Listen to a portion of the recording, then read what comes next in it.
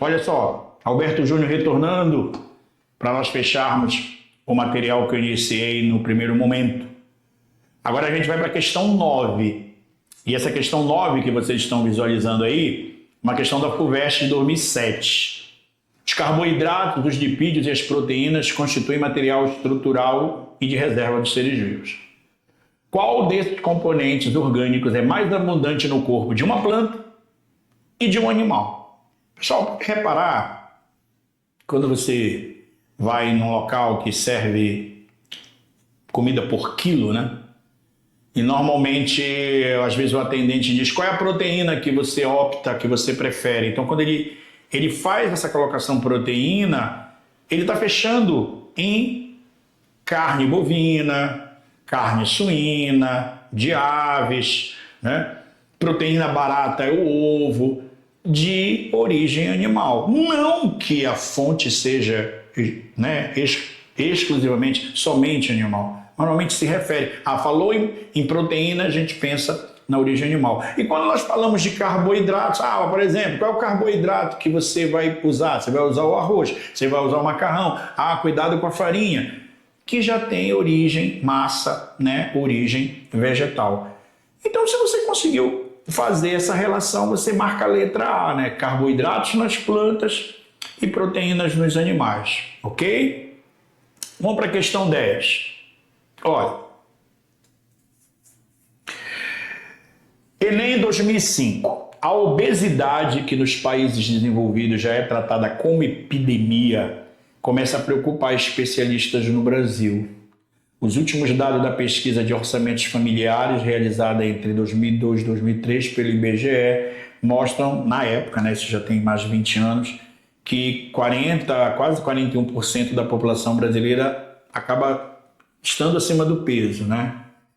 Aí diz o seguinte, desse total, 10 milhões e meio são considerados obesos. Várias são as dietas, os remédios que prometem um emagrecimento rápido e sem riscos. Há alguns anos foi lançado no mercado brasileiro um remédio de ação diferente dos demais, pois inibe a ação das lipases. Só lembrar, lipase, enzima que age em gordura, né? Enzimas que aceleram a reação de quebra de gordura. Sem serem quebradas, elas não são absorvidas pelo intestino e parte da gordura ingerida é eliminada com as fezes. Como os lipídios são altamente energéticos, lembra que a nossa primeira fonte energética é carboidrato, a nossa segunda é lipídio, né? A pessoa tende a emagrecer, no entanto, esse remédio apresenta algumas contraindicações, pois a gordura não absorvida lubrifica o intestino, causando desagradáveis diarreias. Esse era um efeito colateral desse tipo de medicamento. Além do mais, pode ocorrer casos de baixa absorção. Aí que tá, prestem atenção. Quando você teve aula de bioquímica, o professor que ministrou essa parte, esse conteúdo, esse objeto de conhecimento, falou para vocês que existem as vitaminas hidrossolúveis, vai pelo nome, hidrossolúveis, aquelas que se solubilizam em água, né? No caso do complexo B e da vitamina C. E as lipossolúveis, que são aquelas que se solubilizam em lipídio. Né? Tem gente que aprende um macete, queda, K-E-D-I-A, ADECA, A-D-E-I-K. Se você usou um desses artifícios para facilitar o entendimento e a lembrança, não tem problema não. Mas isso é fundamental que você lembre do seguinte, que se eu vou usar um medicamento que vai interferir no metabolismo de lipídio, eu posso ter problemas em relação, né, ao metabolismo dessas vitaminas. Então a alternativa correta é a letra E. Essas vitaminas se dissolvem nos lipídios e são absorvidas junto com eles, né? Ok? Vamos para a questão de número 11. A questão 11 diz o seguinte, leia o texto a seguir, essa é da FUVEST, né? Essa foi lá da USP, escrito por John Jacob Berzelius em 1828. Existem razões para supor que nos animais e nas plantas ocorrem milhares de processos catalíticos nos líquidos do corpo e nos tecidos. Tudo indica que no futuro descobriremos que a capacidade que os organismos vivos produzirem os mais variados tipos de compostos químicos reside no poder catalítico de seus tecidos. Interessante que ele fez uma projeção muito curiosa e pertinente, né? A previsão de Berzelius estava correta. E hoje sabemos que o poder catalítico mencionado... pessoal, catalisador, organicamente, enzima, né? Enzima é o quê? Proteína. Então, se você faz essa correlação, você marca o quê? Letra D de dado, as proteínas. Perfeito? Vamos para a questão 12. Olha o que diz. Essa da FGV. A opção por uma dieta excludente de qualquer produto de origem animal, lembra que ele tem um amigo que é vegano, outro é vegetariano, eu já vi gente dizendo eu não como cadáver, né? Mas esse posicionamento, às vezes um pouquinho extremo, ele tem uma cobrança, ele tem um preço, né? É um déficit de nutrientes que são necessários para o bom funcionamento do nosso organismo. Então, ele diz assim, isso implica numa reeducação alimentar, né? Cujo objetivo é manter a fisiologia do organismo o mais equilibrada possível e assim evitar a carência nutricional. Pessoal, vocês lembram da riboflavina, quando o professor de bioquímica falou do complexo B, né? Que ela é muito importante. Então, essa opção faz com que se tenha uma carência de vitaminas do complexo B, que nós encontramos na alternativa A da questão 12. A questão 13, PPL. O estudo do comportamento dos neurônios ao longo da nossa vida pode aumentar a possibilidade de cura do autismo, né? Uma doença genética. Cara, é assim, eu quero saber a fonte do elaborador dessa questão quando ele coloca autismo uma doença genética, tá? Porque o autismo é um verdadeiro ponto de declaração para a comunidade científica. Até o Enem vem com umas colocações. Cadê? Onde é que está? Cadê a fonte dessa informação? Está aqui, né? No desenho. Tá, mas o desenho não fala sobre o autismo, ele fala somente do processo. Tá? Seria interessante se eu tivesse elaborado essa questão, eu buscaria a referência bibliográfica para essas afirmativas, né? Senão a coisa deixa de ser ciência, né? Então, a ilustração do experimento mostra a criação de neurônios normais a partir de células da pele de pacientes com autismo. Olha só essa viagem. Analisando o experimento e a diferenciação de células-tronco em neurônios ocorre estimulada pelo quê?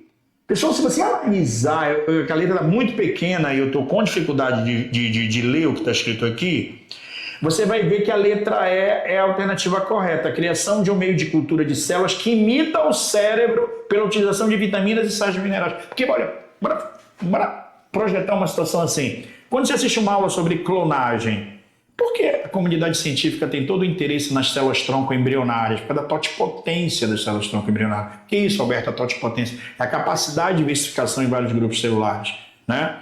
Tu sabes que pode-se utilizar células-tronco embrionárias de adultos, mas elas não têm a mesma totipotência. Alberto, podemos utilizar células-tronco embrionárias dentro da pesquisa científica? No Brasil, a Lei 11.105, artigo 5º, Lei de Biossegurança, ela contempla exatamente essa possibilidade. Bioética, tá? Bioética, dá repertório sociocultural. Você só faz uma redação se você tiver informação. Dependendo do tema, tu tens que ter informação de preferência com credibilidade. Aonde você vai encontrar isso que eu estou falando? Você vai encontrar nas leis brasileiras. Eu estou falando da Lei 11.105, artigo 5º. Ela diz que as células-tronco que sobram dos embriões de reprodução assistida podem ser utilizadas na clonagem terapêutica, tá? Como é que eu posso diferenciar uma célula-tronco em neurônio? Pessoal, eu uso meios de cultura, por exemplo. Meios de cultura. Um meio de cultura que diferencia um neurônio é diferente que diferencia um hepatócito. E é interessante que a questão ela vem com uma abordagem semelhante ao que eu estou te explicando agora. Ok? Letra E, questão 13, vamos para a questão 14. Questão 14 diz o seguinte... Essa foi do Enem, né? De acordo com o Ministério da Saúde, a cegueira noturna ou nictalopia é uma doença caracterizada pela dificuldade de se enxergar em ambientes com baixa luminosidade. Você entrou no cinema e até encontrar a poltrona que você vai sentar, aí dá uma dificuldade, mas você que não tem carência de vitamina A acaba encontrando. Agora, quem tem essa carência tem esses problemas, né? Xeroftalmia, ressecamento do globo ocular. Então, essa indicação médica deve-se ao fato de que os carotenoides são precursores de quem? Da vitamina A, necessária para a formação de estruturas que recebem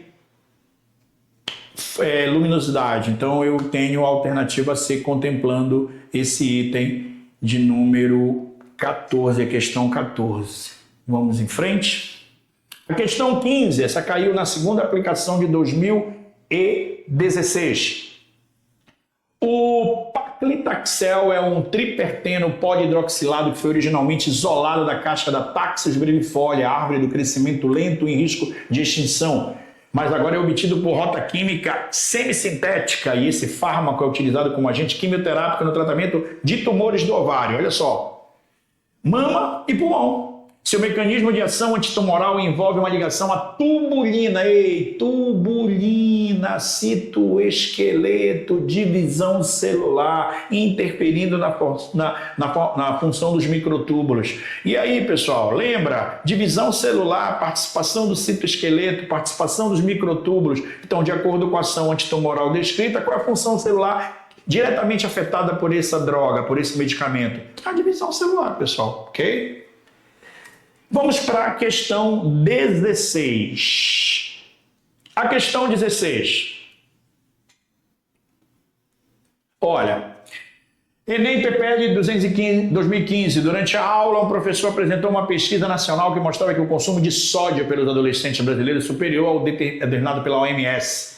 O professor então destacou que esse hábito deve ser evitado. Cara, às vezes eu entro em sala de aula, tá aquele odor desagradável de uns salgadinhos, que aquilo não tem valor nutritivo algum, né? Aquilo é puro sódio, aí o cara ainda está rebatendo com uma Coca Zero. Pô, Alberto, mas Coca Zero, ela pode não ter um índice de carboidrato elevado, às vezes até zero mesmo, mas ela tem muito sódio, pessoal. Tá? E o sódio é muito complicado. Pergunta aí para uma pessoa mais velha da tua família que é hipertensa, né? Que tem que ficar controlando a ingestão de sal de cozinha, de sódio. Então, a doença associada a esse hábito é, indubitavelmente, a hipertensão arterial. Beleza? Vamos para a penúltima questão desse segundo bloco. Essa caiu na FGV 2018. Pesquisadores conseguiram cultivar embriões humanos em laboratório até o estágio de 10 dias, no momento da formação do epiblasto. Lembra? Primeira fase do período embrionário parece uma mora, é mórula, depois vem blástula, depois vem gástrula, depois vem neurula e aí vem a organogênese, né? Uma aglomeração bem pequena de células que formarão a cavidade amniótica, o âmnio, enquanto que as células ao seu redor se encarregarão da criação da placenta e do saco viterínico, que são anexos embrionários, né? Considerando que a nidação, que é a nidação, Alberta? É quando o embrião se fixa no revestimento, exatamente no revestimento uterino, né? Que ele vem se deslocando do terço distal. Normalmente, numa relação sexual com êxito reprodutivo, entre 7 e 8 dias, vai ocorrer a nidação, que é a fixação desse embrião no revestimento uterino, né? Muito bem. A fase subsequente à formação do epiblasto, qual é? É a formação do arquêntero. Lembra do arquêntero durante a gastrulação? Quando forma a gastro, que forma, né, o arquêntero, que está relacionado exatamente àquela fase que vem depois de blástula. Mórula, blástula, gastro. Alternativa correta, letra D de dado. Olha só. Olha a questão 18, pessoal, da FGV. A gestação assistida por meio de procedimentos clínicos permite que casais impossibilitados de gerarem filhos naturalmente obtenham sucesso em sua constituição familiar.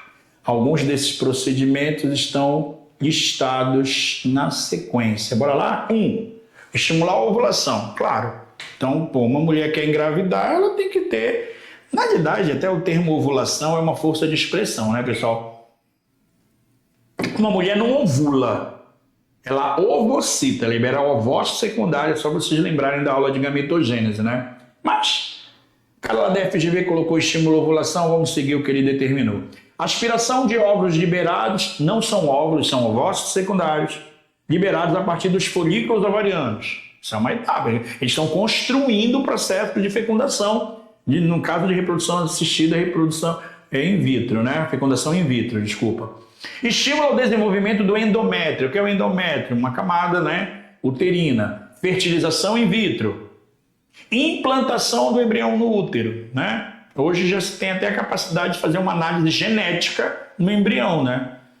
Como se fosse um screening genético, né? Uma triagem para evitar que características deletérias, negativas, estejam presentes naquele embrião. É como se metaforicamente um homem estivesse ali brincando de Deus, né?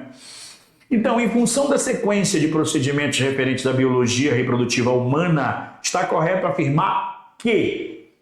Pessoal, olha a letra A, olha o que diz a letra A. O estímulo à ovulação ocorre através de hormônios hipofisários. Lembra do FSH?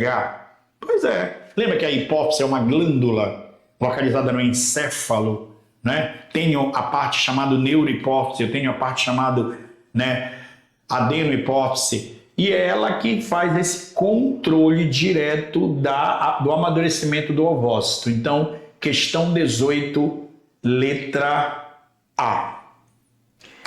Questão 19. Uma questão interessante, pessoal. Diz assim: após a fecundação, o embrião humano recém-formado sofrerá sucessivas clivagens. Alberto, o que são clivagens? Mitoses sucessivas. E levará de 5 a 7 dias para chegar ao útero. Pode ser um pouquinho mais, né? Porque assim, aonde ocorre a fecundação? Ocorre no terço distal de uma das tubas uterinas, né? Lembra que existe todo um processo de bloqueio, não vou chamar bloqueio, mas de fatores que dificultam a trajetória dos espermatozoides. O pH ácido do conduto vaginal, aí aqueles que ultrapassam o pH ácido enfrentam um muco cervical na entrada do útero. As vilosidades uterinas que estão ali para fixar, para facilitar a anidação, são barreiras para os espermatozoides. Alguns descem a velocidade e não conseguem subir. Quando chegam na entrada das tubas, primeira decisão importante da nossa vida, para que lado a gente vai, né? Bom, vamos partir da premissa que é só de um lado que eu tenho a liberação do ovócito. Então tem um grupo de espermatozoide que vai para o lado errado, pô.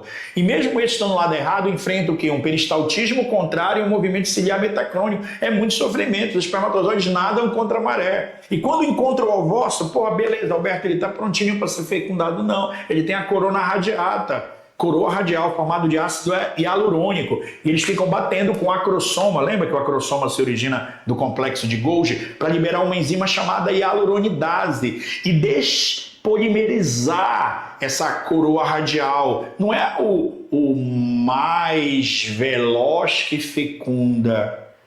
O que fecunda é o mais oportunista, aquele que consegue adentrar o ovócito e fazer anfimixia, que é a junção do material genético masculino e feminino. E aí quando você diz assim, cara, eu vou fazer vestibular e eu quero medicina e na universidade que eu quero entrar tá 70 para uma vaga, eu não vou passar. Cara, você já passou no vestibular mais importante. Eu nunca fiz, Alberto. É o fato de você estar vivo, né? É uma competição aproximadamente de 1 para 400 a 500 milhões, cara. E o espermatozoide vencedor é o que deu origem a cada pessoa que está me escutando, né? Então, cara, põe isso na tua cabeça. Passar no vestibular é muito bacana, mas é café pequeno perante ao processo seletivo que todos nós já passamos, né? E fomos e nos configuramos como ser humano.